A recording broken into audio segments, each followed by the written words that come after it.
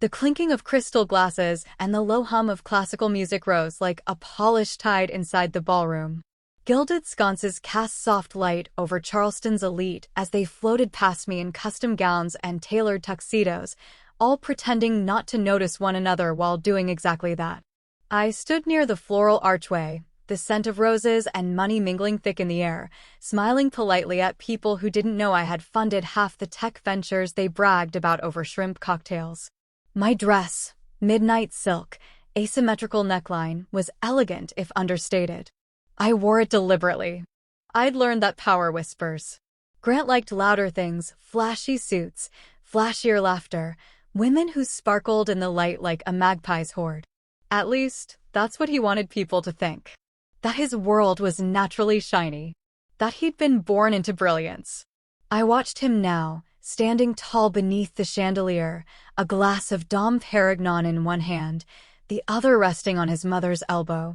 Eleanor Whitaker, Charleston royalty in her own mind, wore pearls so large they could have paid off a mortgage. Her smile was tight. She hated these events unless she could remind the room who she was. Or who she believed she was. Grant saw me across the room and lifted his glass in a mock toast. I didn't return it. Instead, I sipped my drink, something still and dry, just like my mood, and waited. I had a feeling tonight wouldn't pass quietly. It was during the silent auction that I found myself near them again. A crowd had gathered around a painting, Low Country Marshes, oil on canvas, donated by someone whose name had 3 hyphens. Eleanor was already holding court, surrounded by 3 executives and a state senator's wife, all hanging on her words like prayer beads. Of course, dear Camille's interests are more domestic, she said with a cool smile, tilting her head in my direction. She's taken to philanthropy, quilting circles, hosting brunches, that sort of thing. The women tittered. I felt my stomach twist, not from surprise, but from the predictability of it. Eleanor always knew how to wound just enough to draw blood without causing a scene. She'd mastered it. Grant leaned in. She's very passionate about her hobbies, he added, voice dipped in condescension. I keep telling her she should start a blog. There was a flicker of silence, then laughter, casual, cruel, oblivious. My face didn't change. I'd trained for this. I looked Eleanor in the eye and smiled as if I hadn't heard a thing. That was my first lesson in survival with the Whitakers. Never let them see you're hurt. Only your hands, folded calmly over your lap, while they believed you had none of your own cards to play. Later that evening, while others admired the wine pairings and took selfies by the sponsor wall, I excused myself to the garden. The Charleston air was thick with magnolia and evening heat. I pressed my palms to the stone railing and listened to the murmur of distant traffic beyond the wrought iron gate. Behind me, the ballroom lights glowed gold, a curated illusion of elegance. I wasn't angry. Not anymore. Anger had long since curdled into something colder, more focused. That night was different. It was the moment the final thread snapped, the last tie that had kept me trying to belong, trying to be enough, trying to make them see me. Let them laugh. Let them talk about hobbies and brunches. They didn't know what I knew. They didn't know I still owned controlling shares in a cybersecurity firm that protected 3 Fortune 500s. Or that the foundation in my name had just quietly purchased an entire wing of medical patents no one in that room could pronounce. They didn't know I'd sat in on investor panels where men like Grant floundered under questions I'd written. They didn't know that my silence had always been a strategy. I pulled out my phone and opened the locked folder I kept under a benign name, Birthday Ideas. Inside, spreadsheets, bank statements, records of travel, receipts Grant didn't think I noticed. One photo of him, blurry but unmistakable, standing far too close to Lila, his assistant, at a conference I hadn't been invited to. I scrolled for a moment, then slipped the phone back into my clutch. The soft strains of violin floated through the garden doors, almost mocking in their elegance. No one would remember what Eleanor said by the time dessert was served. But I would. And so would they, eventually. That was the moment I made the decision. Not loud, not grand, just a quiet resolve that settled over me like a second skin. While they toasted legacies and laughed at the woman they thought I was, I began constructing the blueprint for a different kind of evening, one they wouldn't see coming. Let them sip champagne. I had work to do. There's a strange clarity that comes when silence becomes a choice rather than a sentence.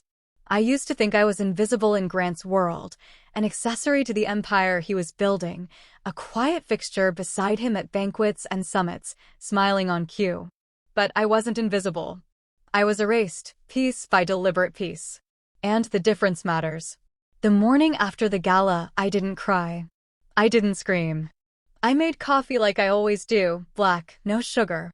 I sipped it at the kitchen counter, staring out at the manicured lawn that I used to tend myself before Eleanor insisted we hire a gardener. Appearance is everything, she had said. For once, she was right. But not in the way she thought. As the sun rose over the backyard, I let myself remember. Grant had been fresh out of college when I met him, full of ideas and empty pockets. He was brilliant in the way most dreamers are, half-baked, charming, directionless. I was already working at a boutique venture firm by then, reviewing proposals and mapping risk on whiteboards. He walked into my world with nothing but a pitch deck and a crooked smile, and somehow I handed him my heart and my money. I was the one who believed in him when no one else would. I wrote the first check. I edited his first business plan. I introduced him to Malcolm Blaine, the very mentor who would later headline Grant's biography. I taught him how to speak investor, how to present like he knew what EBITDA meant without fumbling through a dictionary. But none of that made it into the press releases. Instead, the story became something else. Grant Whitaker, young, self-made genius. A boy from Charleston who rose like a rocket. The narrative was cleaner that way, easier to digest. One ambitious man, one lucky break. There was no mention of the woman behind the curtain. At first, I didn't mind. I told myself the success was mutual, that behind every great man there could be a great woman who didn't need credit to validate her worth. I told myself love meant supporting without applause. But then came the edits, little things. I was encouraged to use my maiden name in public statements. Grant's mother suggested I rebrand to something more suitable for charity work, less confusing for their image. I'm not trying to erase you, Camille, Eleanor had said with that signature smile that never touched her eyes. I'm just preserving what Grant has built. Preserving. As if I were mold. As if my presence posed a risk to the purity of their carefully curated illusion. Then came the dinners where I wasn't invited. The boardrooms where I was thanked but not included. I watched as my influence was peeled away like lacquer from a painting slowly, methodically, until only the frame remained. Camille Rivers, gracious wife, tasteful donor, soft-spoken presence in the back of the room. But what they didn't understand is that you can only paint over truth for so long before the original starts to bleed through. I kept my records. Emails, transfer notes, signed NDAs I'd negotiated. I knew the contracts better than the lawyers did. I built my own shell companies to quietly hold my shares. I created distance between myself and the spotlight, yes, but I never stopped working. I simply worked where no one was watching. I think that's what will surprise them most. They think I've been lounging in garden clubs and flipping through catalogs for floral arrangements, sipping herbal tea while they forged empires. But I've been building too. I remember the day Grant signed over majority stake in his second company to what he thought was a strategic partner. He didn't know I owned it through 3 degrees of separation. I remember the late nights when he'd come home flushed from success, kissing my cheek and rambling about his deals. I'd nod, knowing I'd sat in on half those negotiations under an alias on the call sheet. None of this was accidental. It was survival. It was control in a world that wanted me silent and smiling. And now, the silence ends. As I sat at the counter, I pulled out my notebook, soft leather, lined in gold. I flipped to the page marked with a single paperclip and reread the list. Grant's shell companies, Lila's travel receipts, unfiled taxes on his offshore accounts. I had the makings of a storm. And I had the patience to wait for the perfect weather. It was never about revenge. That would mean they still had power over me. No, this was about reclamation. Of credit. Of agency. Of voice. They told the world I was the soft-spoken investor's wife. The charity case with tasteful pearls and predictable kindness. But that woman never really existed. She was camouflage. A projection. A convenience. Now, the woman behind the curtain steps forward. And they won't know what hit them. Savannah always smelled of secrets. The old trees draped in Spanish moss whispered them into the breeze, brushing past cobblestones and shuttered windows like rumors too heavy to die. I stepped out of the black town car just after noon, heels clicking against the cracked sidewalk outside, an inconspicuous brick office wedged between a bakery and a closed-down print shop. There was no name on the door, just a faded brass number and a discreet buzzer. I'd found them through a friend of a friend, someone who owed me a favor and knew better than to ask questions. Discretion was everything now. Inside, the air was cool and quiet. A woman with short gray hair and sharp eyes sat behind the desk, nodding once before pressing a button. The door buzzed open. "He's waiting for you, Ms. Rivers." I'd asked to use my maiden name for this, not that anyone here cared. The investigator, Marcus Hale, stood when I entered. Mid-40s, trim beard, linen shirt rolled to his elbows. He didn't smile, and I appreciated that. He slid a folder across the table and gestured for me to sit. "We confirmed your suspicions," he said without preamble. "Your husband's been transferring funds, small amounts, spaced out. Multiple accounts. Offshore." I didn't flinch. "Where?" "Bermuda, Belize, Singapore." "He's careful. But not careful enough." I opened the folder. Inside were printouts, highlighted statements, annotated flight records. My eyes scanned a hotel confirmation, Grant's name on a 5-day stay in Vancouver. The same week he'd told me he was in D.C. for a board retreat. The same week I'd brought him soup when he faked a cold 2 days before departure. And there she was. Lila. Her name showed up on one of the receipts, charged room service, 2 guests. Champagne. It wasn't even surprising. Just insulting. "He used the company card?" I asked, flipping another page. Marcus nodded. "Most of the time, yes. Occasionally his personal one. We also tracked his assistant's travel. Her itinerary mirrors his down to the hour." I didn't let my breath hitch. I'd already grieved this marriage in phases. I'd gone through disbelief, hurt, even guilt. But now? I was beyond mourning. I was auditing. I thanked Marcus, transferred the second half of his payment with a tap of my phone, and tucked the folder into my leather briefcase. He offered to continue surveillance, but I declined. I had what I needed. Because this wasn't about confrontation. Not yet. I walked back into the Savannah sun, the folder a weight in my hand and an anchor in my mind. I didn't cry. I didn't curse his name. I simply felt the quiet satisfaction of certainty. Finally, I could stop giving him the benefit of the doubt. I could stop wondering if I was overreacting. The doubt had been a leash, and now it was snapped. Back in Charleston, I didn't speak a word to Grant that evening. He came home late, muttering something about a working dinner. I kissed his cheek and smiled like I used to. I even laughed when he poured me a glass of wine and told me he was proud of me for being such a good sport at the gala. "Eleanor was just teasing, you know," he said, swirling his drink. "She doesn't mean anything by it." "Of course not," I said sweetly. I waited until he fell asleep to open the folder again. I laid the pages out on my desk, methodically scanning, cataloging, creating a timeline. I started an encrypted file titled Exit Plan and uploaded every document.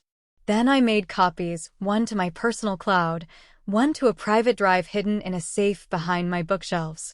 From that moment forward, everything changed. I played my role in public, but behind the scenes, I became a shadow.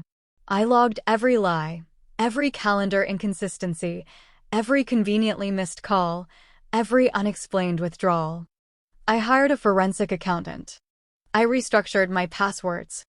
I checked in with old mentors and whispered about solo ventures. The silence Grant and Eleanor had imposed on me for years was now my greatest weapon. They didn't know I was watching. They didn't know the woman they had sidelined had built a fortress of documentation while smiling through dinner parties and charity balls.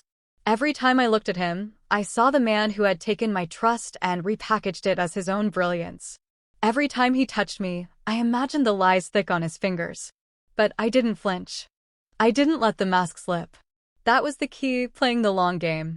Because when I walked away, I wasn't going to beg. I wasn't going to explain. I wasn't even going to accuse. I was going to prove. And when the moment came, when I finally moved my piece across the board, it would be checkmate in a single strike. By the time summer rolled into Charleston, thick with humidity and the perfume of blooming jasmine, I had already begun laying the foundation.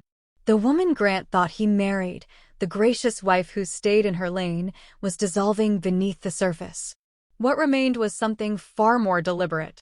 The first thing I did was restructure my holdings. Over the years, I'd kept certain investments under Camille Rivers, LLC, a quiet umbrella company that never drew attention but held immense weight in the tech sector. Now, I quietly dissolved Camille Rivers, LLC, splitting the assets into 4 smaller shell corporations, each named after women in literature who had been overlooked.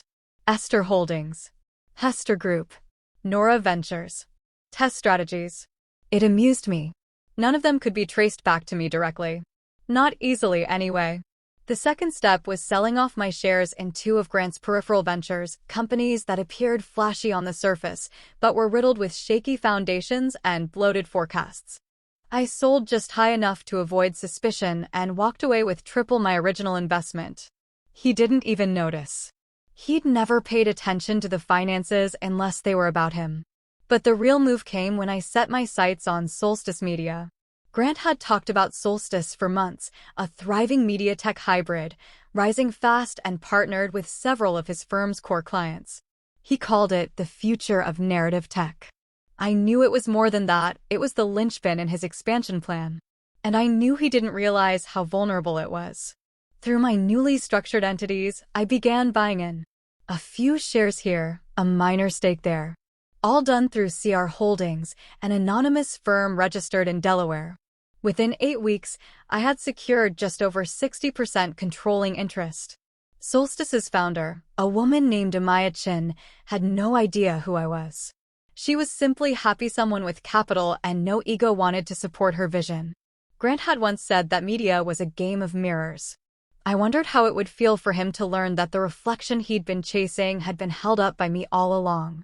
But I wasn't done. I needed something beautiful. Something theatrical. Something that would look like a gift until the moment it wasn't. That's when I found the Jaguar. A forest green 1967 E-Type, meticulously restored, down to the leather stitching and the polished chrome. Grant had obsessed over that car for years. He'd shown me pictures of it on his phone, waxed poetic about its curves like it was a woman he hadn't met yet. It was elegance, speed, legacy, all the things he thought he was entitled to. I purchased it through a private dealer using CR Holdings, then titled it in my name. Every insurance paper, every receipt, every tax registration pointed back to me.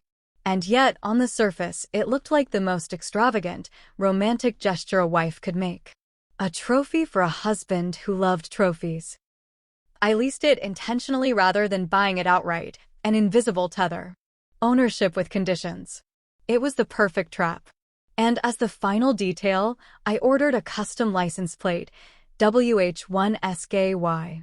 Grant always said he wanted a plate that evoked something timeless and bold. I smiled when I confirmed the order. He'd get his bold. Just not the way he imagined. As the delivery date drew near, I rehearsed my expression in the mirror. The delighted wife, proud to surprise her successful husband. The toast, the laughter, the hand on his shoulder. It would all look like devotion, not strategy. Because when you've been underestimated for long enough, weaponizing perception becomes second nature. I watched him come and go those weeks, distracted, glued to his phone, murmuring about meetings and deadlines. He had no idea what I was building behind the smiles. He never saw the blueprint because he never thought to ask if I had one. Eleanor called twice that month. Once to scold me for missing a Garden Society event, and once to remind me of Grant's birthday party, an affair she insisted should be grand and tasteful. I agreed. After all, it would be a night to remember. I was no longer interested in fighting for space at their table. I was redesigning the house. Each piece was in place now. The shell companies, the controlling stake, the car, the documentation. Everything designed to unravel precisely when I wanted it to. Not before. That's the thing about traps. People expect them to be cruel, cold, obvious. But the most effective ones? They're beautiful, elegant. They look like everything you've ever wanted. Right until they close. The morning of Grant's birthday dawned bright and sticky, the Charleston air already humming with heat. I stood in the center of the Battery District's oldest courtyard, watching as staff flitted around me like bees in pressed white shirts and black aprons. Twinkle lights draped from wrought iron balconies. Tables were arranged in a horseshoe, dressed in crisp linens and gold-trimmed dinnerware. A string quartet tuned their instruments beneath a white canopy that swayed gently with the breeze coming off the harbor. I wore a pale blue silk dress that caught the light with every step. Effortless, soft, curated. The wife everyone expected me to be, until now. Today, I would play her one last time. Guests began arriving just after 6, trickling in with practiced charm and well-timed compliments. There were tech executives from Atlanta, Grant's fraternity brothers from Chapel Hill, the mayor's cousin, and of course, Eleanor Whitaker herself, wearing a champagne-hued gown that looked more bridal than maternal. "You've outdone yourself, Camille," she purred as she air-kissed my cheek. "Tasteful. You always had a talent for restraint." I smiled. I aimed to please. Grant arrived fashionably late, of course. He made his entrance with 2 guests in tow and a laugh that traveled ahead of him. Everyone clapped as he walked in, drinks raised high. He kissed my cheek, lingered there a second too long like he always did when he wanted to remind everyone I was his. He didn't know this would be the last time. "You look stunning," he whispered into my ear. I gave him a radiant smile. "You haven't even seen the best part." Dinner unfolded in courses, seared scallops, lamb with mint glaze, handmade pastries that cost more than rent in most cities. The wine flowed. Conversations blurred into laughter. Every detail, every indulgence, had been designed to lull him into comfort, to make him believe he was the king of the evening. When the main course cleared and the final champagne toast loomed, I stood at the head of the courtyard and clinked my glass. The room hushed. The string quartet softened. I looked at Grant. He looked back, his eyes gleaming with the confidence of a man who thought he had one. This was his world, his evening, his life. I wanted to take a moment to celebrate not just my husband, I began, voice warm, poised, but the years of dedication, vision, and ambition that brought him here tonight. Applause rippled through the guests. Grant dipped his head modestly, savoring it. "He's worked tirelessly," I continued, "built things from the ground up, and inspired many in this very room." Another round of claps. He reached for my hand, but I held up one finger instead. "And in honor of all he's accomplished," I said, letting the words stretch, letting the anticipation bloom, I wanted to give him something special. Something timeless. I gestured to the wrought iron gates at the far end of the courtyard. They creaked open slowly, theatrically. There it was. The forest green Jaguar E-Type rolled forward under the string lights, driven by a white-gloved valet who parked it perfectly in the center of the courtyard. Gasps rose from the guests. Someone actually whistled. Cameras clicked. A few people stood to get a better view. Grant stared, frozen. Then his face lit up with a joy I hadn't seen in years. The kind of joy that stripped away all pretense. Childlike. Greedy. Hungry. "You're kidding," he said, stepping forward, reverent. "Camille, is this?" "It's yours," I said sweetly. "Happy birthday, darling." He rushed toward the car, running a hand along its frame like it was a sculpture, his reflection warped in the polished metal. "I can't believe it! You actually found it." "I've been dreaming of this car since I was a teenager." "I remember," I said. "You told me once. Some things are too beautiful to believe until they're parked in front of you." Eleanor raised her glass, her face practically glowing with smugness. "To Grant Whitaker," she announced. "May his dreams continue to manifest with style." Everyone toasted. Laughter bubbled. I walked toward Grant, heels crunching over the stone path. He turned to me, still grinning like a boy on Christmas morning. I leaned in, close enough that only he could hear me. My voice didn't falter. "Enjoy it while it lasts." His smile faltered for just a second, a flicker of confusion crossing his face. But then I kissed his cheek and stepped back, slipping seamlessly into the performance again. The music rose. The candles danced. Eleanor toasted again. It was all so perfect, so poised. And yet, beneath the lace and wine and wax smiles, the fuse had already been lit. He just didn't know it yet.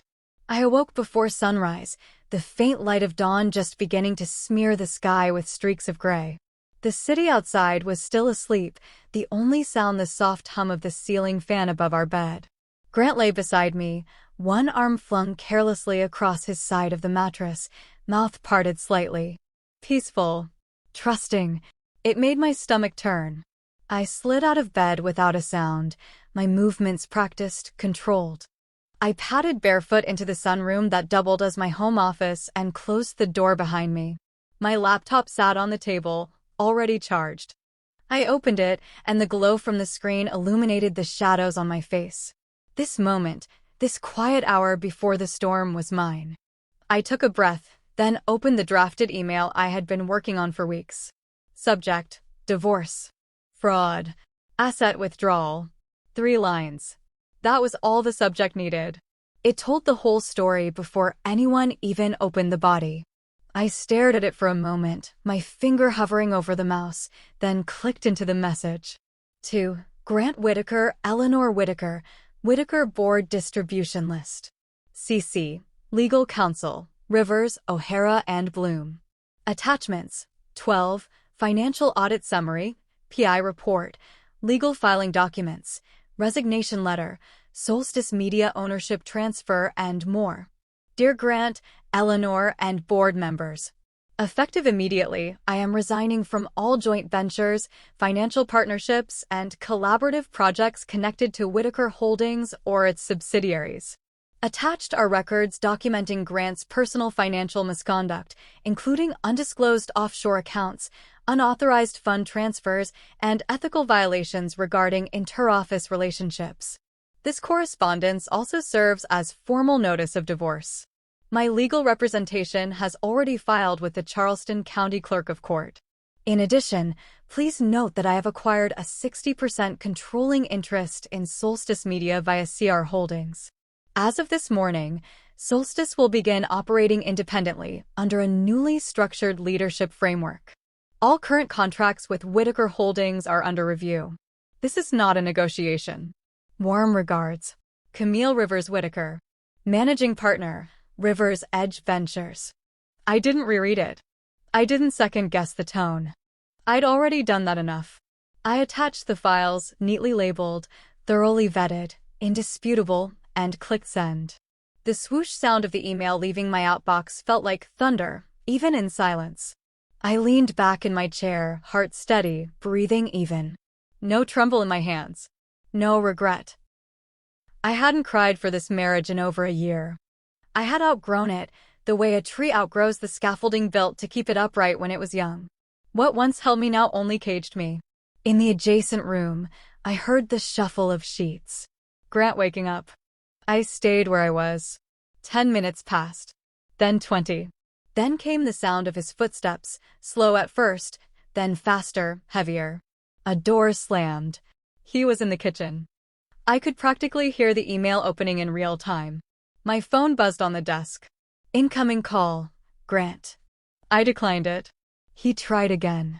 I silenced it. Then came the ping of a message from Eleanor, followed by 3 in rapid succession. I didn't open them. There would be fury, no doubt. There would be accusations, disbelief. They had spent so long painting me as meek that they'd forgotten the truth. I had simply been quiet. Not powerless. I stood and walked into the kitchen just as Grant whipped around, his face a flushed mask of betrayal and panic. What the hell is this? He barked, waving his phone at me like it was a weapon. You think you can just, burn everything down with an email? I met his eyes. No, Grant. I already burned it down. That email was just the smoke signal. His nostrils flared. This is a mistake. You don't understand what you're doing. I understand perfectly, I said. I was the one reading the contracts while you played visionary. You think this gives you leverage? He spat. You think Solstice matters without Whittaker backing? I don't need leverage, I said calmly. I already have control. Solstice is mine, and I'm pulling your influence out of it, piece by piece. He looked as though he wanted to scream, but didn't know which direction to aim it. I gave you everything, he finally said, voice lower, shaking. My name, my legacy. And I gave you your start, I said. Your first check. Your contacts. Your pitch.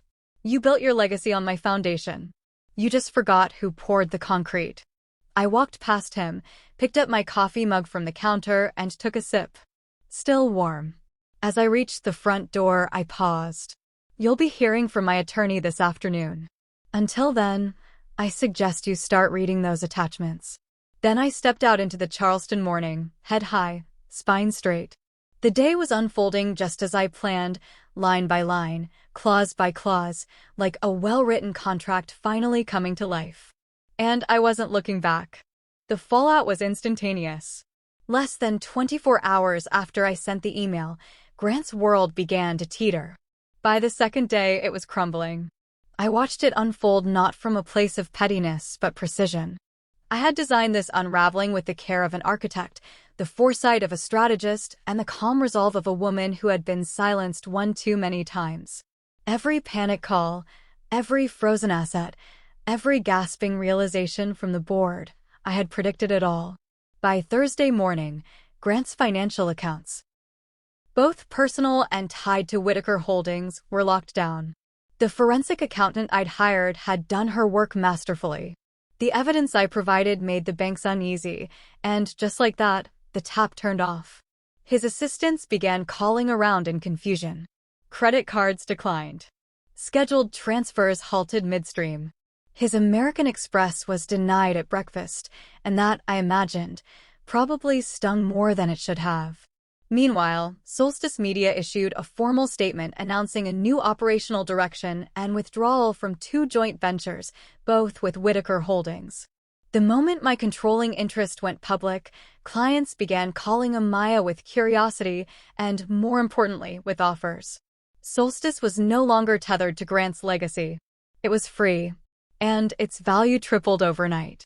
By Friday, the boardroom at Whittaker Holdings was in full-blown crisis mode. I didn't need to be there to feel it. I could hear it in the flurry of voicemails left by once condescending board members now desperate for clarity. I listened to none of them. And then there was Eleanor. She didn't call at first.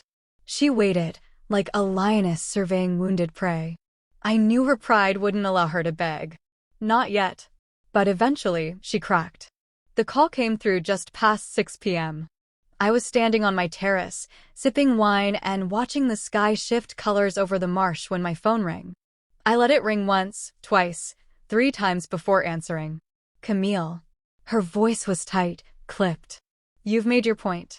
I smiled. I don't believe I've made it yet, Eleanor. This is just the overture. She scoffed. You think this makes you powerful? Hurting your husband? Tearing apart a legacy. My husband, I said slowly, hurt himself. And as for legacy, I built the part that lasted. You little outsider, she hissed. You were never one of us. No matter how hard you tried. That one made me laugh.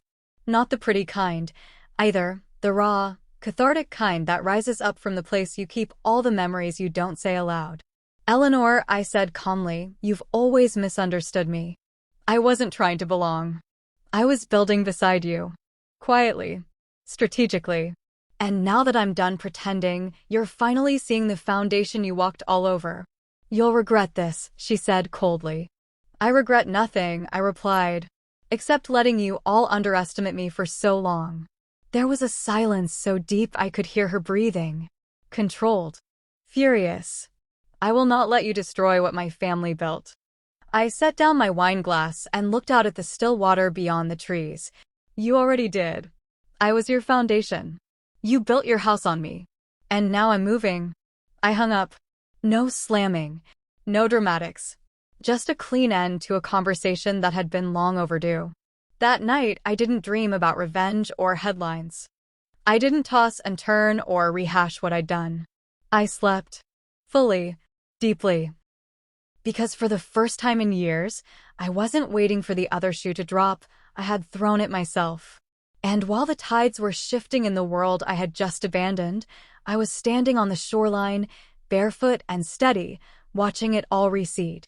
They'd tried to write me out of my own story. Now I was holding the pen. The boardroom hadn't changed. Same long walnut table, polished to an obsessive sheen. Same high-backed chairs, arranged with mathematical precision.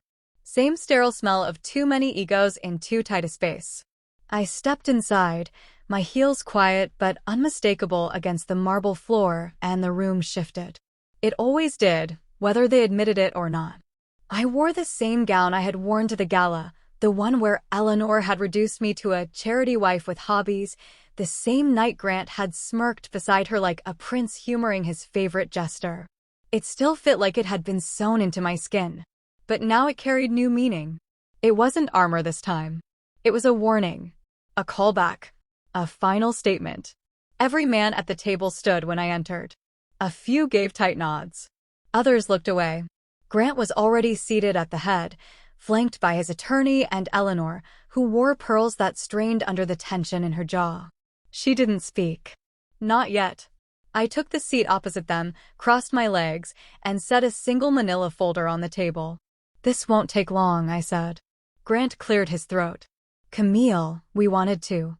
"I'm not here for apologies," I cut in, my voice even, practiced. "And I'm certainly not here for a performance." That silenced the room. One of the board members, Michael Langford, leaned forward with his hands steepled. "We understand things have been shaken, but we'd like to find a path forward. Together." I smiled, polite and precise. "There is no path forward. Not together. Not anymore." I opened the folder. Inside was my formal exit plan, an elegant web of resignations, dissolutions, and redirections. Each carefully outlined. Each legally binding. I'm here to deliver my final notice. As of today, I am fully divested from all Whitaker Holdings subsidiaries outside of Solstice Media. My name will no longer appear in association with your ventures. My exit is complete. Grant stiffened. "You don't have to do this." "You're right," I said. "I don't. Which is why I'm doing it." Langford shifted. "We'd like to offer you a seat at the table. Officially." Eleanor and Grant both agreed. I turned to Eleanor. "That true?" Her jaw tightened. It was the most logical option. "You have influence now." "Interesting how that changes things," I said. "When I was just writing checks, I was a hobbyist. Now that I've claimed the returns, I'm a strategist." Eleanor didn't respond. She didn't need to. Her silence was the same brand of cold dismissal I'd lived under for years. But it didn't cut anymore. Not when I held the blade. I looked around the room, at the men who had once called me Cam in patronizing tones, who had smiled indulgently while ignoring my advice, who had assumed my silence was ignorance rather than calculation. "I didn't come back to join," I said. "I came to collect." No one moved. No one spoke. That was the power of clarity. It left no room for argument. I stood, smoothing the fabric of my gown.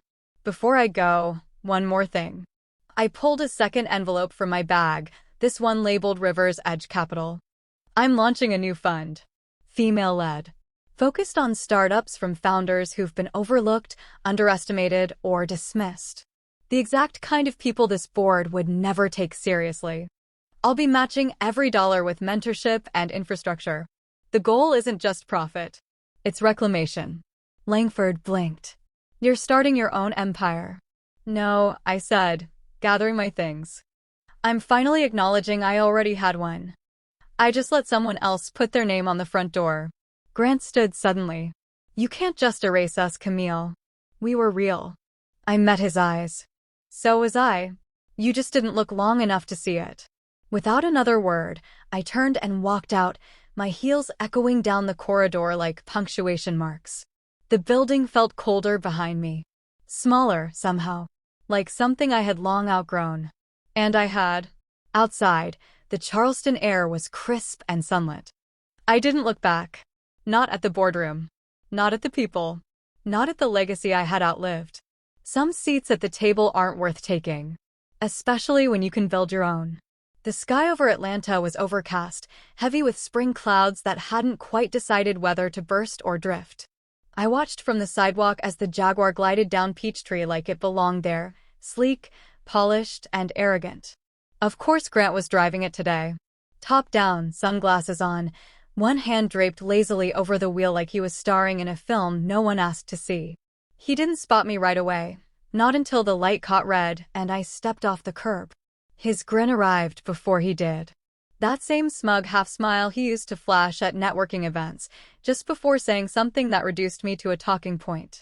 He eased the Jaguar to a stop beside me, leaning slightly toward the passenger seat. "Well," he drawled, "if it isn't the woman who tried to bankrupt me." I tilted my head. "You look good behind the wheel, Grant. Shame it never really fit you." He laughed, slow and smug. "I still don't know what you thought this whole performance would accomplish. You gave me the car. You signed the title." "I didn't," I interrupted. "What?" His smile twitched. "You assumed I did. There's a difference." I reached into my bag and pulled out the envelope. Thick, legal weight paper. I held it out through his open window. "What's this?" he asked, not reaching for it yet. "Read it when you park," I said. Not a moment sooner. He hesitated, then took it. His fingers brushed mine, and for a second I saw the flicker of confusion behind his eyes. He knew that look. It was the one I wore every time he told me I was being dramatic. The one I wore when I found lipstick on his shirt and he swore it was a client's wife. Now he wore it. The light turned green. Horns began to blare behind him. He nodded once, lips pursed, then accelerated through the intersection. I didn't move. I just stood there, calm and steady, the wind tugging gently at the hem of my blazer. My pulse didn't race. My breath stayed even. Because I had known this moment would come, I had counted on it.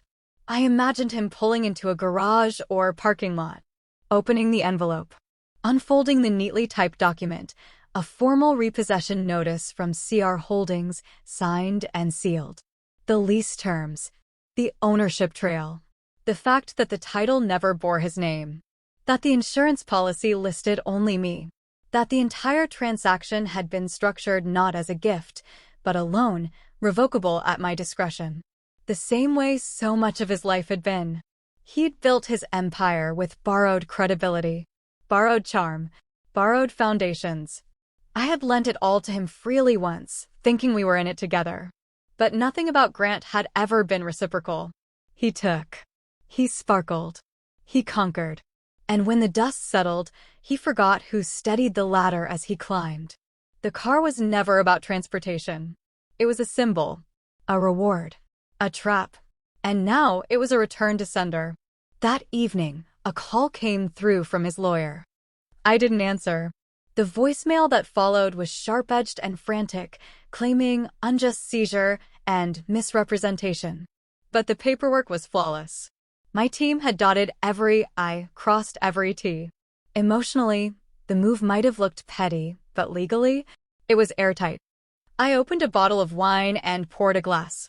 Not to celebrate, but to mark the closing of yet another loop. Another weight lifted.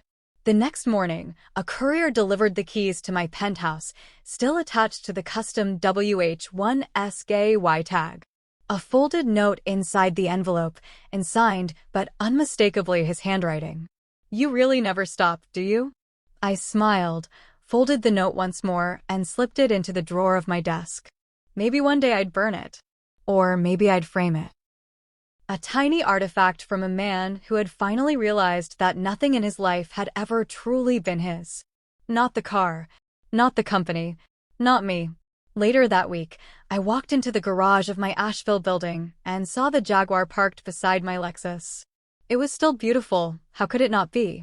But now it was quiet, tamed. It no longer belonged to the man who once saw it as a prize. It belonged to the woman who set the terms from the very beginning. And that made all the difference.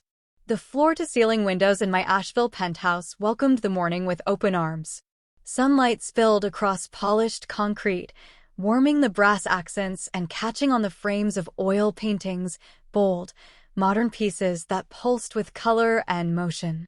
I stood barefoot on the cool floor, coffee in hand, watching the light shift against a sculpture I'd commissioned last month. Abstract, jagged, defiant. It reminded me of who I used to be and who I'd become. Silence filled the space, but it wasn't empty. It was full of intention. Of peace. Every corner of this place was curated not to impress anyone, but to nourish me. No more floral wallpaper, Eleanor insisted, was timeless. No more halls echoing with the footsteps of people who only wanted me quiet and presentable. This was my space. My name on the deed. My fingerprints on the walls. Every inch of it was mine. River's Edge Capital launched 2 weeks ago. The name wasn't just symbolic, it was personal. I wasn't the wife behind the curtain anymore. I wasn't even the woman in the spotlight. I was the architect. The builder. The river reshaping stone without asking permission. The first 3 pitches we funded came from women who reminded me of myself a decade ago, clever, overlooked, underestimated. One was an immigrant who'd coded her prototype on borrowed Wi-Fi. Another had been dismissed by 2 major VC firms because she lacked charisma. I wrote her the check personally, then sat beside her during her launch presentation. The third was a Black founder who had been told her skincare line was too niche for white investors. I gave her a platform, a mentor, and a marketing team. She gave me a revolution in a jar. I didn't want to just open doors, I wanted to build new ones. That afternoon, I met a journalist from a major outlet. They'd requested an interview weeks ago after the solstice shift went public, and though I declined others, something about this request felt different. The writer was a woman. Mid-30s. Sharp. Her questions were smart, measured, precise. She didn't ask about my divorce until halfway through the conversation. "Do you ever miss the Whitaker life?" she asked, voice soft but curious. The name? The circle? The recognition? I laughed gently. The recognition never belonged to me. And the circle? It was never a circle, it was a cage. She smiled at that but didn't press. Just waited. I swirled the coffee in my mug, fingers tapping once against the ceramic. "I think people forget," I said, "that some women give so much for so long, they forget they were the source. They think they were a part of the success when really, they were the engine. And eventually, the engine realizes it doesn't need the car. It can go farther without it." Is that what happened with Grant? I looked out the window, the mountains rising in soft indigo waves. "He thought I was the gift," I said quietly. "But the truth is, I was the giver. And I've given enough." That line made it into the article's headline. I read it a week later, in a quiet corner of my favorite cafe. The photo beside it showed me standing near the windows, light casting sharp angles across my face. I looked powerful, but not hard. A woman who had walked through fire and came out knowing exactly what she was made of. Calls started coming in after that. Not just from media, but from young founders, mentors, women in finance who had quietly cheered while I burned the rules and built my own. They wanted to know how I did it, what it felt like, if it was worth it. And every time I said yes. Not because it was easy. Not because I hadn't lost things along the way. But because I'd finally learned the most dangerous thing a woman can be is sure of herself. Sure of her worth. Sure of her voice. I wasn't interested in reclaiming the past. I wasn't here to prove anything to Grant or Eleanor or the men who once laughed behind boardroom doors. I had no interest in the applause. I was here to create, to open doors wide enough for others to run through. To become the kind of woman I used to need. The kind no one saw coming because she was too busy working. And that's what power looks like, not noise, not dominance, but movement. Quiet, constant, like a river carving its name into the earth. My name, Camille Rivers. Rising,